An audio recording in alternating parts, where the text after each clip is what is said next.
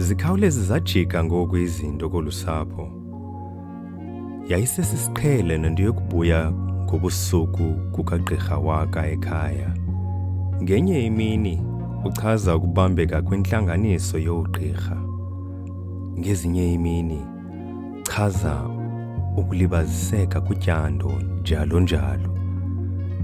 Le nto ke ikhawuleze yamxhalabisa uThandiswa, kodwa wakhetha ukunyamezela kuba ibisaqala le mikhwa. Khawusondeze indlebe ndikubalisele ukuba iyaphi kanye le mikhwa kagqirha waka. Sibolekeni indlebe kaloku mawethu, nasi siqwenga nasebali. Usibaliselwa yaye sibhalwe kwangulubabalo Magwebu. Sashicilelwa kumaziko okushicelela sePowerhouse Media Productions. Balilona elithi lo ngundofa naye. Lonwabele. Ugqirha Bongani ngoku ebesele ngumntu ongaxabisanga nokuhlala endlini njengoko ebesenza ngaphambili. Kuvele nento entsha yokugoduka aye eMonti rhoqo ngeempelaveki ngelithi unina akaphilanga. Uqale apho ukurhaneleka ugqirha Bongani waka kwinkosikazi yakhe ukuba uyakrexeza.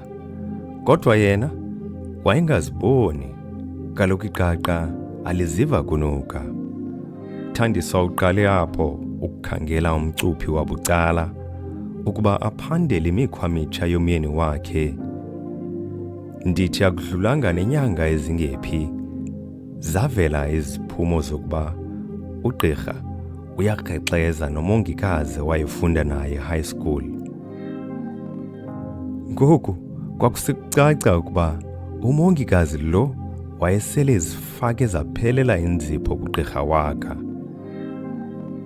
Ingxelo yomcuphi ichaze konke. Nditsho kwaneehotele ebelala kuzo logama kusithiwa uye eMonti uyakubona unina ogulayo. Emsebenzini kangangendlela wayesondelene ngayo ugqirha waka ku-Amanda Mthi owayengumongikazi yayisele isaziwa nasesibhedlele ngoku. Babesitya kunye ngexesha lesidlo, yaye no-Amanda ixhaphakile kwiofisi kagqirha waka. Yonke le ngxelo yathi wathaca kuThandiswa engayikholelwa tu kwaphela. Kwaza kwathi ngabusuku buthile ebuya emsebenzini ugqirha waka, wahlaliswa phantsi inkosikazi yakhe yathi icela kumbuza imibuzo ngenxa yezimbo zakhe ezintsha. Kodwa yena ugqirha engazi ukuba uyaphandwa bucala.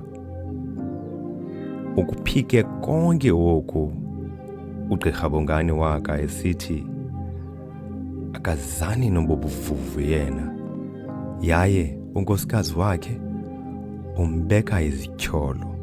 Kodwa wabe engazi ukuba ubungqina ushicilelo lwevidiyo zonke zazikunkosikazi.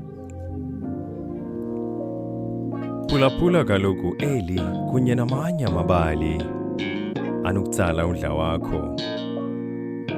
Ungaqhagamishelana nathi kumakhasi zonxibelelwano apho ukhangela iPowerhouse SA. Kodwa okwangoku sithi kuwe nakuwe, enkosi ngendlebe.